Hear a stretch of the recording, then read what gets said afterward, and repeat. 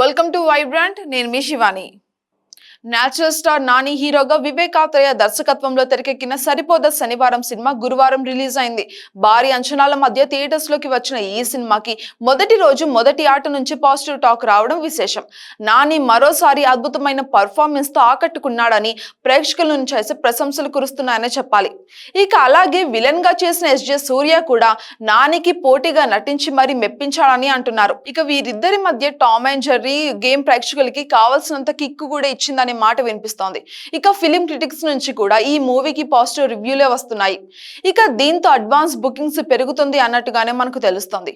ఇక నాని సినిమాలు ఫ్యామిలీ మొత్తం కూడా కలిసి చూసేందుకు చాలా వీలుగా ఉంటాయి. ఇక మాస్ కథాంశం అయినా కూడా ఖచ్చితంగా ఫ్యామిలీ ఆడియన్స్ కి కనెక్ట్ అయ్యే ఎలిమెంట్స్ ఈ చిత్రంలో పుష్కలంగా ఉన్నాయట.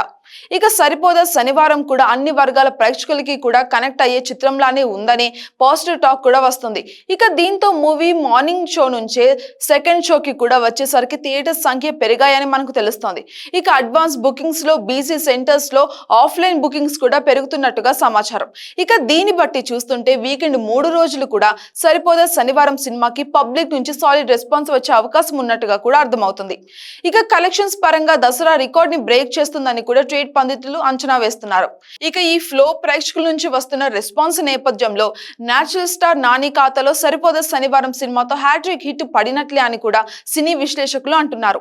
ఇక ఈ మూవీ గనక హిట్ అయితే నాని మార్కెట్ వాల్యూ కూడా అమాంతంగా పెరిగే అవకాశం కూడా ఉందని ట్రేడ్ పండితులు అంచనా అయితే వేస్తున్నారు. ఇక తెలుగులో అయితే సరిపోద శనివారం మంచి ఆదరణను అయితే సొంతం చేసుకుంటుందనే చెప్పాలి. ఇక మిగిలిన రాష్ట్రాలలో ప్రేక్షకులని ఏ మేరకు థియేటర్స్ వరకు ఈ చిత్రం రప్పిస్తుంది అనేది మాత్రం చూడాలి. ఇక నాని అయితే తెలుగు రాష్ట్రాలతో పాటు తమిళనాడు, కేరళ, కర్ణాటక, ముంబై వెళ్లి ఈ సినిమాని ప్రమోషన్స్ అయితే నిర్వహించారు.